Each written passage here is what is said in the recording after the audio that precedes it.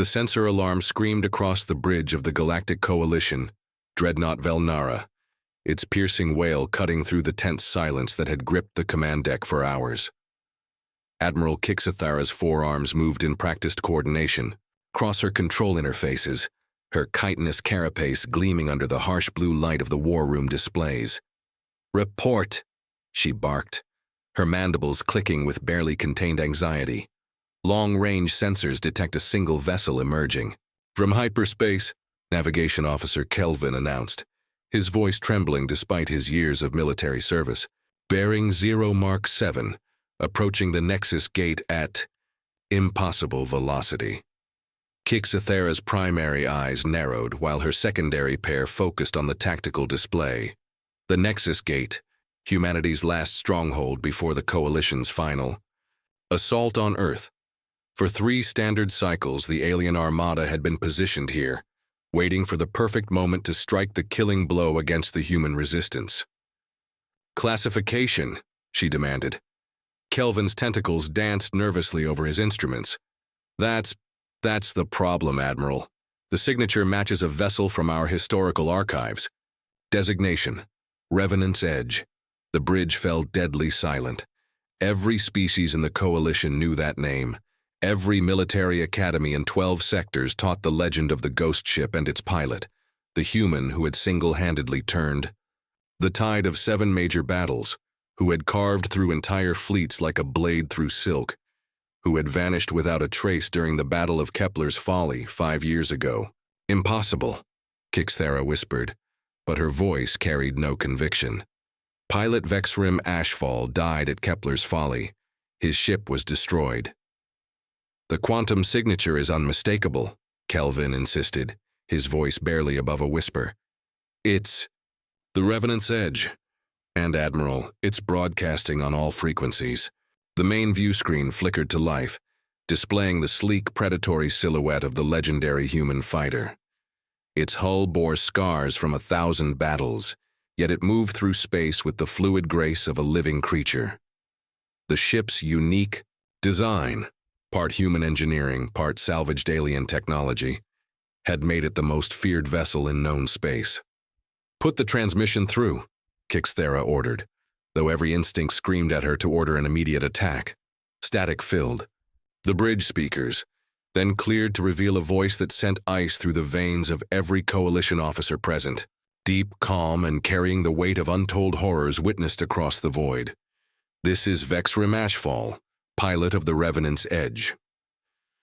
The words were spoken in perfect galactic standard, but with that distinctive human accent that had haunted Coalition nightmares for years. "I've returned from places beyond your comprehension, and I bring gifts from the deep void." The tactical display erupted in warnings as the Revenant's Edge began to accelerate, its impossible speed climbing beyond anything in the Coalition's experience. But that wasn't what made Kixathara's breath catch in her throat. It was the energy. "Readings. Admiral," Kelvin's voice cracked. "The power signature, it's off the scale. Whatever modifications were made to that ship during its absence, they're beyond our understanding." Kixathara watched in growing horror as the lone human fighter approached their massive fleet. 300 capital ships, 2,000 fighters, enough firepower to sterilize entire star systems. And yet, as the Revenant's Edge drew closer, she felt the primal fear that every predator experiences when it suddenly realizes it has become prey. The human's voice echoed across the void once more. "You wanted to end humanity. Now let me show you what humanity learned, while dancing with extinction itself." 5 years ago, during the chaos of the Battle of Kepler's Folly, Vexrim HFY had made a choice that would reshape the very nature of the war. As Coalition forces overwhelmed the human defense fleet, he had activated an experimental drive system, technology so dangerous that Earth's own scientists had banned its use. The Void Drive. Instead of folding space like conventional FTL systems, the Void Drive tore holes directly into the space between realities, allowing instantaneous travel across impossible distances. But it came with a price. Every journey risked exposure to entities that existed in the gaps between dimensions, beings of such alien intelligence that merely perceiving them could drive lesser minds to madness. Vexrim had emerged in a region of space that didn't technically exist, a pocket dimension where the laws of physics writhed and twisted like living things. There, floating in the cosmic deep, he had encountered the architects.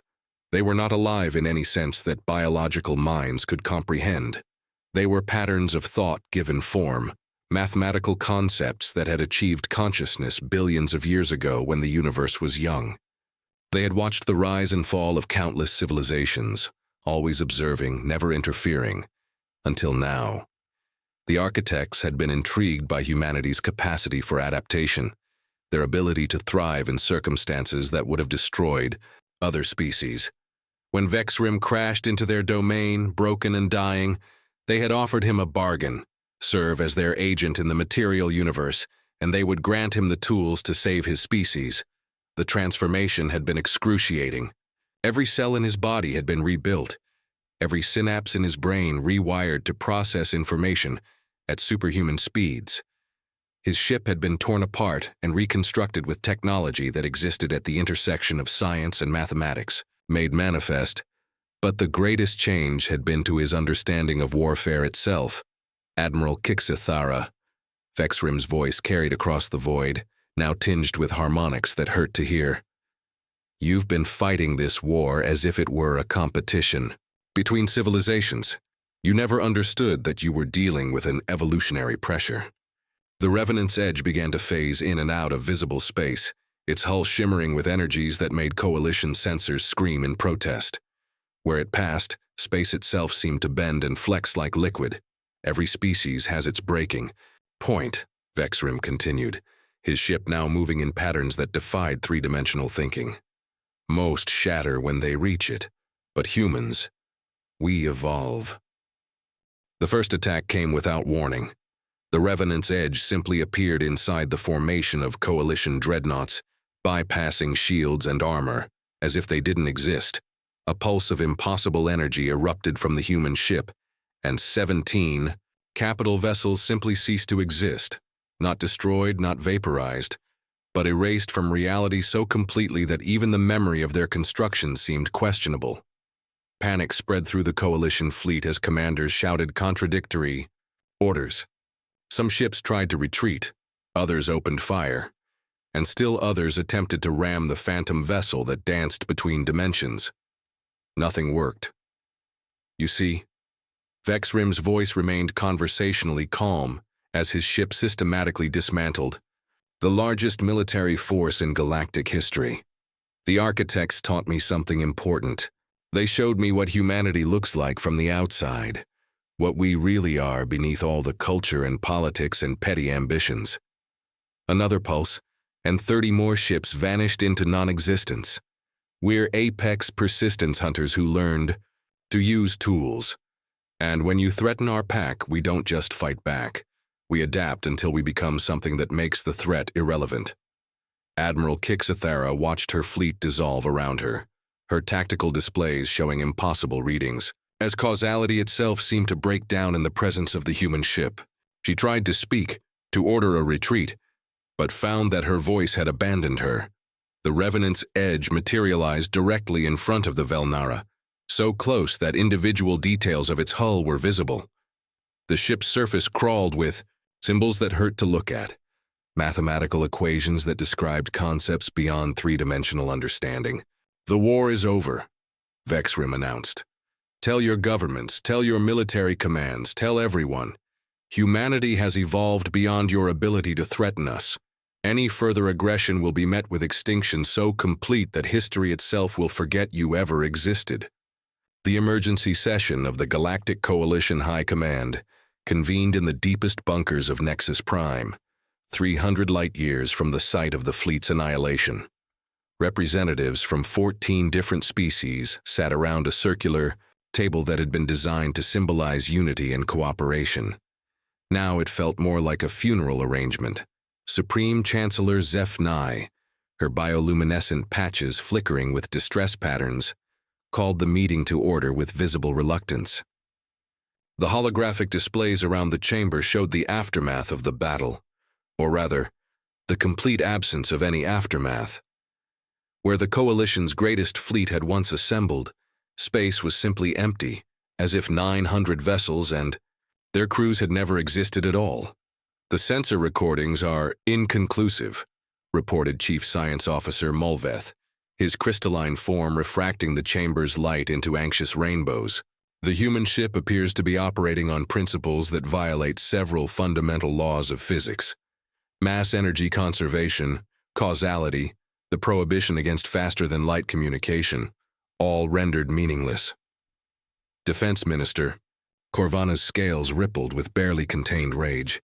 One ship, one human destroyed our entire 7th Fleet. How is that possible? Because we were thinking about this problem incorrectly, came a new voice from the chamber's entrance. All heads turned as Dr. Nixandra entered, her reputation as the Coalition's foremost expert on human psychology preceding her like a dark cloud. The feline scientist had spent decades studying humanity's military tactics, and her warnings about underestimating them had largely been ignored. Explain, Chancellor HFY commanded. Nixandra activated a holographic display showing the psychological profiles of various species. Every civilization in this room developed warfare as an extension of territorial disputes or resource competition. We fight to claim, to defend, to expand. Even our most advanced military strategies are ultimately based on these primitive motivations. She gestured, and the display shifted to show human historical data. Humans are different. They're descended from persistence hunters, predators who would track prey across vast distances, not through speed or strength, but through sheer relentless determination. When humans go to war, they're not trying to claim territory or resources. They're trying to eliminate threats to their survival. Your point? Corvana snapped. My point is that we've been treating this as a conventional war when we're actually dealing with an immune response, Nixandra replied coldly. Every action we've taken has been perceived by humanity as confirmation that we represent an existential threat. And now, apparently, they've found a way to evolve beyond our ability to threaten them. The chamber fell silent as the implications sank in. Chancellor HFY's bioluminescent patches had gone completely dark, a sign of profound fear among her species. The architects, Mulveth whispered, reviewing data on his personal display. Our deep space monitoring stations have detected similar energy signatures in 17 different galactic regions over the past 2 million years, always associated with mass extinction events. Dr. Nixandra nodded grimly. Pilot Ashfall mentioned them by name in his transmission. If the historical parallels are accurate, humanity has somehow formed an alliance with beings that exist outside conventional spacetime. Entities that view entire civilizations the way we might view bacteria in a petri dish. Then what do you suggest? Chancellor HFY asked. Surrender? After 3 years of warfare, after the losses we've sustained? I suggest we consider the possibility that from their perspective, the war is already over, Nixandra replied. The question is whether we're intelligent enough to recognize that fact before they decide to demonstrate it more decisively. As summoned by her words, every display in the chamber suddenly activated without authorization. The face that appeared was human, but changed in ways that made it difficult to look at directly. Vexarim Ashfall's features seemed to exist in more dimensions than the holographic system could properly display, creating optical illusions that hurt to perceive. Greetings, Coalition leadership, he said, his voice carrying harmonics that resonated in frequencies beyond normal hearing. I'm addressing you directly because I want to make something absolutely clear. This is not a negotiation. The displays around him showed real-time images of coalition worlds, military installations, population centers, government buildings. All were being observed by invisible watchers, scanned by instruments that operated beyond the detection threshold of the eye. Most advanced sensors. Every significant military asset in coalition space is currently targeted by my associates, Ashfall continued. Not just the architects. They were merely my teachers. In the 5 years I spent beyond the veil, I encountered 17 different species that had transcended physical existence. All of them share one common characteristic. They were once threatened with extinction by coalitions of advanced civilizations who thought they understood the nature of power. Chancellor HFY found her voice. "What do you want?" HFY's image smiled, but the expression was wrong in ways that triggered primal fear responses across multiple species. Complete cessation of hostilities against humanity. Withdrawal of all coalition forces from human space. Formal recognition of Earth as a protected world under architect jurisdiction. And if we refuse? Then you'll discover what it feels like to be edited out of existence, HFY replied. Not destroyed, that's too crude. Simply rendered never having been, along with all records, memories, and causal influences of your civilizations. The universe will continue as if you never existed at all. The transmission ended, leaving the coalition leadership to contemplate the mathematics of their own extinction. 3 days after HFY's ultimatum, the coalition's response came not through official channels, but in the form of the largest military mobilization in galactic history. Every species contributed their most advanced warships, their deadliest weapons, their most experienced commanders. The assembled armada numbered over 10,000 vessels, enough firepower to crack planets and boil away the atmospheres of entire worlds. They never reached human space. The fleet simply stopped existing, not destroyed in battle, not scattered by superior tactics, but edited from reality with surgical precision. One moment, long-range sensors showed the massive formation approaching the Sol system. The next moment, space was empty, and even the sensor technicians couldn't quite remember what they had been tracking. Only the fleet commanders remained, their ships intact but isolated, floating alone in the void where their armadas had once been. Each received the same message from HFY, a single word transmitted in their native languages. Learn.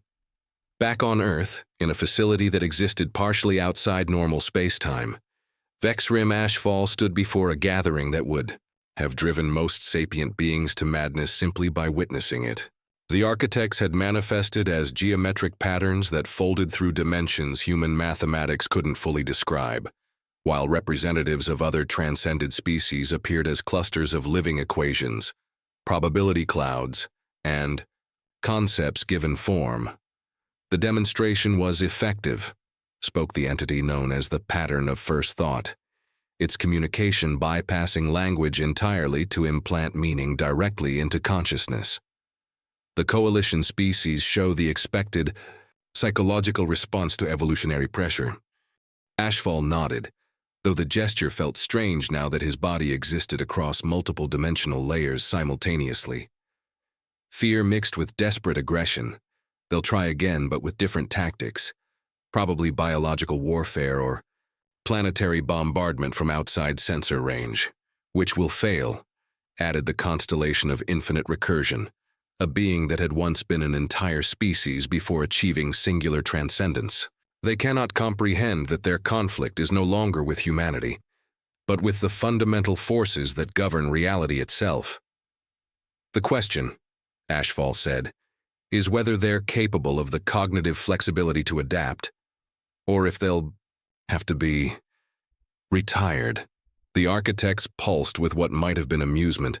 They had seen this pattern play out across millions of years and countless civilizations. Most species, when faced with an evolutionary leap they couldn't match, chose extinction over transformation, but occasionally, rarely, a civilization would recognize the futility of fighting forces beyond their comprehension and choose to evolve alongside them rather than in opposition. The humans show promise, the pattern of first thought observed. Not just HFY, but the species as a whole. They adapt to pressure rather than breaking under it. This is why we chose to intervene. HFY turned his attention to Earth's orbital space, where human ships were already being retrofitted with technology that existed at the intersection of science and applied philosophy. Not every human could handle the transformation that HFY had undergone, but enough could survive the process to create a new generation of pilots who operated outside conventional physics. "There's something else," he said to the assembled transcendents. "The Coalition isn't the only threat. My reconnaissance in dimensional space detected signs of the Devourers moving toward this galactic cluster." The reaction from the architects was immediate and profound. Reality itself seemed to shiver as their attention focused with laser intensity on this information. The Devourers were entities from the space between galaxies, beings of pure consumption that existed solely to convert organized matter and energy into undifferentiated chaos. They were one of the few forces that even transcended species treated as genuine threats. Timeline, the constellation of infinite recursion demanded. Approximately 50 years, assuming they maintain current velocity through dimensional substrate, HFY replied. But their approach is already affecting local space-time. The Coalition's military buildup may have been triggered by subconscious awareness of the approaching threat. The geometric patterns of the architects began to shift and reconfigure, their forms taking on angular characteristics that suggested preparation for conflict. Then the Coalition species must be preserved. Their biological diversity will be necessary for the defense of this galactic region. Which means, HFY realized, we need to find a way to end this war without destroying them. They need to understand that their real enemy isn't humanity. It's something far worse that's coming for all of us, the pattern of first thought. Pulsed with approval. The test becomes more complex. Can you force evolution without triggering extinction? Can you transform enemies into allies when the stakes transcend individual species survival? HFY considered the challenge before him. He had spent 5 years learning to think beyond three-dimensional limitations, to perceive reality as a dynamic system of interconnected patterns rather than fixed objects. The solution, when it came to him, was elegant in its simplicity. I need to show them the real war, he said. Not just tell them about the Devourers, but let them experience what we're actually facing. Force them to confront a threat so absolute that their conflicts with humanity become irrelevant. The architects began to resonate with harmonics that made local space ring like a struck bell. Dangerous. Exposure to Devourer influence has historically resulted in psychological collapse among pre-transcendent species. Then we'd better hope the Coalition is tougher than it looks, HFY replied, already beginning to formulate a plan that would either save 24 civilizations or destroy them all in the attempt. The Nexus Gate shimmered with impossible geometries as reality bent around the Revenant's edge. Vexrim HFY materialized his ship directly in front of the Coalition's emergency defensive perimeter. But this time he came not as an instrument of destruction, but as a harbinger of something far worse. Admiral Kixathara, commanding the hastily assembled remnants of the Coalition fleet from her new flagship, watched the human vessel approach, with a mixture of dread and confusion. The ship's appearance had changed. Where once it had been sleek and predatory, it now bore markings that seemed to shift and writhe when observed directly, symbols that existed in too many dimensions for normal perception to process. "He's broadcasting on all frequencies again," reported her communications officer, his voice tight with barely controlled fear. "Put him through," Kixathara ordered, though every instinct screamed against it. HFY's image appeared on the main screen, but now his humanity was barely recognizable beneath layers of transcendent modification. His eyes held depths that suggested he had seen the birth and death of universes, and when he spoke, his words carried weight that made reality itself seem fragile. "Admiral, I need you to understand something," he began, his voice harmonizing with frequencies that touched the consciousness directly. "Everything that has happened between our species, the war, the destruction, the demonstrations of power, all of it is meaningless compared to what's coming." Before Kixathara could respond, the space around the Coalition fleet began to distort. The Revenant's edge was generating some kind of field that made sensors throughout the Armada scream warnings about dimensional instability. "What are you doing?" Kixathara demanded. "Showing you the truth," HFY replied. "Hold on." Reality twisted, and suddenly the Coalition fleet found itself somewhere else. Not another location in space, but another layer of existence entirely. They floated in a region where the laws of physics were more like gentle suggestions, where matter and energy flowed together like streams of liquid light. And there, moving toward them through the cosmic deep, was something that made every survival instinct in every coalition species trigger simultaneously: the Devourers. They appeared as absences in reality itself, regions where existence simply stopped, where the universe's natural patterns were consumed and converted into undifferentiated void. But these weren't passive holes in space-time. They moved with purpose, with intelligence, with a hunger that transcended physical need and approached something like philosophical imperative. "Dear gods," whispered Kixthera, her forearms trembling as she tried to process what she was seeing. "Not gods," HFY corrected, his ship now serving as a shield between the Coalition fleet and the approaching horrors. "The opposite. These are the Devourers. Entropy given consciousness, the universe's own immune system turned against complexity itself. They've been moving toward this galactic cluster for approximately 2 million years, drawn by the increasing levels of organized civilization. The Coalition ship's sensors were barely functional in this dimensional space, but what readings they could gather painted a picture of absolute terror. The Devourers weren't just destructive, they were antithetical to existence itself. Where they passed, the fundamental forces that held reality together simply ceased to function. How many? Kixthera found herself asking, though part of her didn't want to know the answer.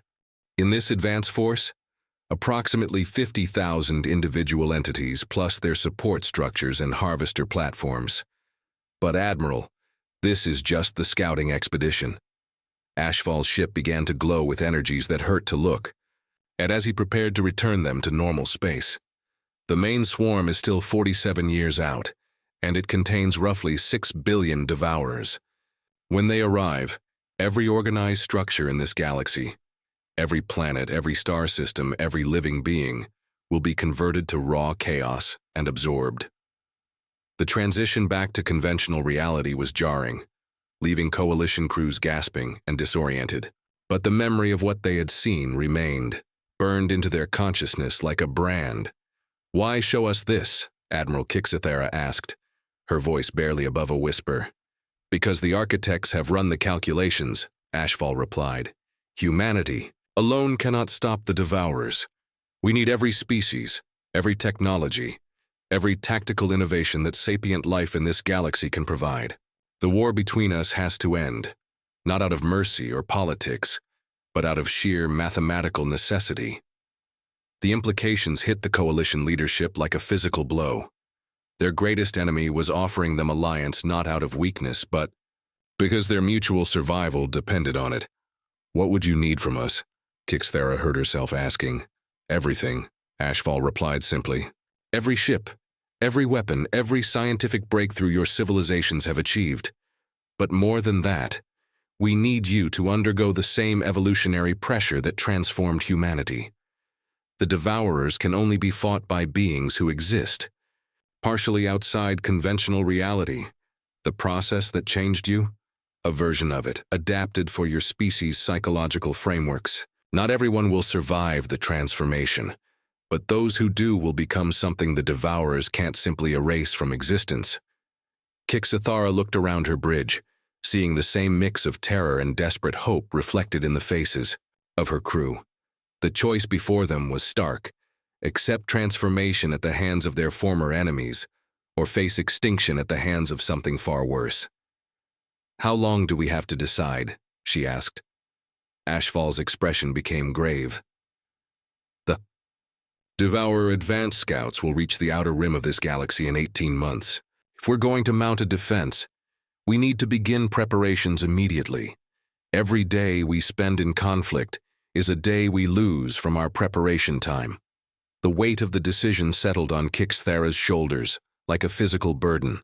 She was being asked to trust the very being who had demonstrated the power to erase her entire fleet from existence, to undergo radical transformation that might destroy everything that made her species unique. But the alternative was the complete annihilation of organized reality itself. "I'll need to consult with the Coalition High Command," she said finally. Of course, but Admiral, make them understand that this isn't a request for surrender. It's an invitation to transcendence. The choice is evolve together or die separately. The Coalition High Command's emergency session had lasted 47 hours without break. Representatives from 14 species sat around the circular table, their various biological needs sustained by life support systems that hummed with quiet desperation. The holographic displays around them showed the same horrifying images over and over. The devourers moving through dimensional space like living cancer, consuming reality itself. Chancellor Zephni's bioluminescent patches flickered in patterns that hadn't been seen among her people for thousands of years. The ancient signals of species-wide terror that predated their civilization. The psychological evaluation teams have confirmed it, she announced, her voice hoarse from exhaustion. Every species that witnessed the dimensional viewing has reported the same neurological response. Absolute certainty that those entities represent existential annihilation. Dr. Nixandra, who had barely slept since the revelation, activated a new set of displays. I've been analyzing the transformation process that HFY underwent, cross-referencing it with our biological databases. The survival rates vary dramatically. By species, we're looking at anywhere from 30 to 70% mortality during the transcendence process. Unacceptable, snapped Defense Minister Corvana, though her scales had lost their usual vibrant coloration. You're asking us to sacrifice billions of our people for the mere possibility of survival. No, came a new voice from the chamber's entrance. All heads turned as Vexrim HFY materialized, not through conventional entry, but by stepping sideways through dimensions that intersected with the bunker's space. His presence made the air itself seem to thicken with potential energy. I'm asking you to save them, he continued, his form slightly translucent as he existed simultaneously in multiple dimensional layers. The mortality rate during transformation is tragic, but it's still better than the 100% extinction rate you'll face when the Devourers arrive. He gestured, and the chamber's displays shifted to show new images. Human volunteers, undergoing the transcendence process in facilities that existed partially outside normal space-time. Some emerged changed beyond recognition, their consciousness expanded to perceive reality across multiple dimensions. Others were lost, their patterns dissolved into the cosmic background. We're not asking you to trust us blindly, HFY said. We're offering to demonstrate the process with volunteer subjects from each species. You can observe the results, study the transformed individuals, make informed decisions about how to proceed. Chancellor Zephni leaned forward, her patches now cycling through rapid calculation patterns. And if we refuse, if we choose to face the Devourers using conventional means, HFY's expression became infinitely sad. Then you'll join the approximately 2 million civilizations that made the same choice over the past billion years. Your courage will be noted by whatever entities eventually study the archaeological remains. The chamber fell silent except for the quiet hum of life support systems. Finally, Chief Science Officer Mulveth spoke, his crystalline form refracting the light into spectrum patterns that indicated deep contemplation. There's another factor to consider, he said slowly. The temporal mechanics involved in mounting a defense against the Devourers. Even if we begin the transformation process immediately, we're looking at a minimum of 15 years to create enough transcended individuals to make a meaningful military contribution. Which is why we've already begun, HFY replied. Earth's orbital facilities are currently processing volunteers from 43 different species. Those who survive the transformation are being trained in combat techniques that operate outside conventional physics. He activated a new display, showing the modified solar system. Space around Earth now contained structures that existed in 11 dimensions simultaneously, facilities where beings of various species learn to think and fight as forces of nature rather than individuals with technology. The first graduation class will be ready in 8 months, HFY continued. But we need more than just soldiers. We need scientists who can perceive reality from multiple dimensional perspectives, engineers who can build weapons that affect the fundamental forces of existence, strategists who can think in terms of cosmic-scale warfare. Dr. Nix Andra studied the human transformation data with growing fascination. The psychological profiles of successfully transcended individuals show interesting patterns. They don't lose their species identity. They expand it. They become more essentially themselves while gaining the ability to perceive beyond their original limitations.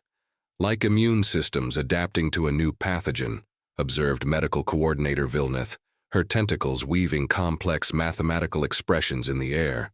The species that survive are those flexible enough to incorporate new capabilities without losing their core nature. Chancellor Zephnai's decision, when it came, surprised no one who had spent decades studying her leadership patterns. Will proceed with limited trials. 100 volunteers from each species processed under full medical observation. If the results are promising, we'll expand the program. And if they're not, Corvana demanded, then we'll face extinction with our original forms intact. Zephnai replied grimly, but at least we'll have tried. HFY nodded, though something in his expression suggested the trials would reveal truths that none of them were prepared. For you, the transformation facilities are already prepared for coalition volunteers. But I should warn you, the process doesn't just change your people's capabilities, it changes how they perceive existence itself. They'll return to you as members of your species, but they'll also be something entirely new. Define new, Malveth requested. They'll understand that individual survival is less important than pattern preservation, HFY replied. They'll perceive themselves as temporary expressions of larger cosmic forces. They'll be willing to make sacrifices that their untransformed selves would find incomprehensible. You're describing the loss of individual identity, Corvana protested. No, HFY corrected, his form beginning to fade as he prepared to return to his dimensional space. I'm describing the expansion of individual identity to include everything that exists. They'll still be recognizably themselves, but their definition of self will encompass their species, their civilization, and ultimately the universe itself. As he vanished, leaving the coalition leadership to contemplate the implications of cosmic consciousness, the first volunteers were already being prepared for a transformation that would either save reality or destroy everything they had ever been. 18 months later, the outer rim of the galaxy erupted in dimensional fire as the Devourer advance scouts arrived ahead of schedule. The first systems to fall were the automated monitoring stations, ancient installations that had watched the galactic edge for millions of years. They didn't explode or collapse. They simply ceased, leaving behind regions of space where the concept of existence became uncertain. In the transformed command center that now orbited Earth in 11 dimensions simultaneously, beings who had once been representatives of 14 different species coordinated a defense that operated on principles beyond conventional military strategy. Admiral Kixthera, her consciousness now expanded across multiple probability streams, perceived the battle not as discrete events, but as a shifting pattern of cosmic forces. The Devourers are probing our dimensional defenses, reported the entity. That had once been Dr. Nixandra, her awareness now encompassing the psychological profiles of forces that existed outside normal psychology. They're confused by our response patterns. We're not behaving like typical organized matter. Vexrim Ashfall, now serving as the interface between human consciousness and architect wisdom, studied the tactical displays that showed reality from 17 different perspectives simultaneously. Good. Confusion is vulnerability. They've spent 2 million years perfecting techniques for destroying conventional civilizations. They don't have established protocols for entities that exist partially outside space-time. The first major engagement occurred at the Kepler Nebula, where a combined force of transcended beings from multiple species encountered a Devourer-Harvester platform. The battle, if it could be called that, lasted approximately 14 seconds of standard time and involved weapons that operated by rewriting local reality. rather than applying destructive force. When the engagement ended, the Devourer platform had been converted into an art installation that existed across 47 dimensions. Its malevolent intelligence transformed into a complex mathematical poem that sang in frequencies only transcended minds could appreciate. Effective. Observe the pattern of first thought. Its communication now seamlessly integrated with the Coalition Defense Network. But they're learning. The next wave will adapt to your tactical innovations. Then we'll adapt faster, replied the collective consciousness that had emerged from the survivors of the transformation process. Not a hive mind, but something more like a jazz ensemble where individual voices harmonized with cosmic themes. The real test came when the main Devourer swarm arrived, 47 years of travel compressed into an assault that struck across 3,000 star systems simultaneously. The entities that emerged from dimensional space were larger and more sophisticated than the advanced scouts. Some were the size of solar systems. Others existed as pure information that could rewrite the fundamental constants of physics within. Their operational range, but they met not the fragmented civilizations they had expected, but a unified force that thought and fought as manifestations of reality's own immune system. Ships that existed in multiple dimensions simultaneously. Weapons that operated by convincing matter to forget how to be destroyed. Strategies that treated individual battles as movements in a cosmic symphony. The war lasted 73 hours. When it ended, the Devourers had been systematically transformed into something else. Not destroyed, for destruction was their natural state, but evolved into entities that served creation rather than entropy. They became gardeners of cosmic complexity, forces that nurtured the emergence of new patterns, rather than consuming existing ones. In the aftermath, as reality settled back into stable configurations, the beings who had once been separate species found themselves fundamentally changed once again. The shared experience of transcendent warfare had created connections between civilizations that went beyond politics or trade agreements. They had become facets of a single, multidimensional consciousness that encompassed the entire galaxy. Vexrim. Ashfall, standing in the observation deck of a facility that existed simultaneously in Earth's orbit and the Architect's realm, watched as former Devourer entities helped construct new star systems from the raw material of collapsed dimensions. His reflection in the transparent aluminum showed a face that was recognizably human, but touched by infinities. Eyes that held the depth of cosmic understanding, features that seemed to exist in more dimensions than three-dimensional space could properly contain. It's beautiful, said Admiral Kixathera, her four arms now capable of manipulating probability streams as easily as physical objects. She had retained her essential nature while becoming something that could perceive the mathematical elegance underlying all existence. They're creating art on a galactic scale. More than art, Ashfall replied, his consciousness simultaneously monitoring 17 different construction projects across multiple star systems. They're writing poetry in the language of physics itself.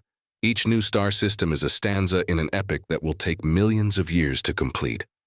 Behind them, the entity that had once been Chancellor Zephni approached, her bioluminescent patches now displaying patterns that existed in spectrums beyond visible light.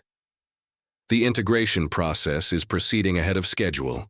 Species that once viewed each other as competitors are collaborating on projects that none of them could have imagined alone. Because they're not really separate species anymore, observed Dr. Nixandra, her consciousness now distributed across multiple bodies that could manifest wherever her expertise was needed. They're expressions of the same underlying pattern: life, developing complexity, intelligence emerging from chaos, consciousness learning to perceive itself. Ashfall nodded, remembering his first encounter with the architects 5 years ago, when he had been simply human, simply mortal, simply limited to three-dimensional thinking. The journey from that moment to this had involved the systematic dissolution of every assumption he had held about the nature of existence. The question now, he said, is what we do with transcendence. We've proven that intelligence can evolve, beyond the constraints that created it. We've demonstrated that cooperation at a cosmic scale is not only possible, but inevitable when survival is at stake. But what comes next? The pattern of first thought materialized beside them, its geometric form now incorporating elements from all the species that had undergone transformation. Next, you teach others. The universe contains approximately 2 trillion galaxies, each facing its own version of the challenges you have overcome.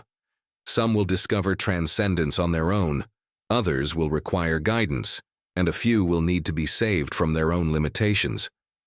Missionary work on a cosmic scale, HFY mused, her enhanced perception already reaching out to detect the faint signals of distant civilizations struggling with their own evolutionary crises. More than that, HFY replied, his awareness expanding to encompass the entire observable universe. We become the universe's immune system against entropy, chaos, and the tendency toward dissolution. We become the force that ensures complexity continues to emerge, that consciousness continues to expand, that the cosmic story continues to develop new chapters. The facility around them began to phase shift, preparing to relocate to a position outside the galaxy where they could observe the larger patterns of cosmic evolution. Through the transparent walls, they could see the Milky Way spread out like a spiral of light, each star system now connected to every other through networks of consciousness that operated faster than light and deeper than space. Look, said the collective voice of the transcended coalition species, speaking through millions of individual minds that had chosen to retain their unique perspectives while sharing a common purpose. Do you see it? They looked, and they saw the pattern that connected everything, the mathematical elegance that linked quantum particles to galactic clusters, the information processing networks that transformed random events into meaningful narratives, the consciousness that emerged when complexity reached critical thresholds and began to perceive itself. We're not the end result, HFY realized, his understanding expanding to encompass concepts that existed beyond language. We're just the latest iteration in a process that's been going on since the universe began. Consciousness emerging. From matter organizing itself into ever more complex patterns, complexity eventually transcending its own limitations. And somewhere out there, HFY added, her perception now spanning multiple galaxies, other forms of consciousness are undergoing their own transcendence. Other species are learning to think beyond their original constraints. Other civilizations are discovering that cooperation is not just beneficial, but fundamental to the structure of reality itself. The facility completed its transition to extragalactic space, and they found themselves surrounded by the vast dark between galaxies, a darkness that was not empty, but filled with potential, with the seeds of future complexity, with the raw material from which new forms of consciousness would eventually emerge. Then we have work to do, HFY said, his consciousness already reaching out to touch the edges of distant galaxy clusters where young civilizations were taking their first steps toward the stars. A universe to nurture, realities to protect, and transcendence to share with anyone ready to receive it. As the transformed beings of the Milky Way began their work as cosmic gardeners, the universe itself seemed to pulse with approval, a rhythm that connected every particle, every wave, every thought into a single, vast, endlessly creative consciousness that had been waiting 14 billion years for its children to finally come home. In the end, humanity's legendary pilot had vanished into something far greater than legend. He had become part of the story that reality tells about itself, a voice in the cosmic conversation that would continue until the last star burned out and consciousness itself transcended the need for physical existence. And the aliens who had once sought to destroy humanity found themselves grateful beyond measure that they had failed. For in failing to end the human story, they had become part of an even greater narrative, one that would echo through eternity as the universe learned to know itself through the eyes of its own transcended children.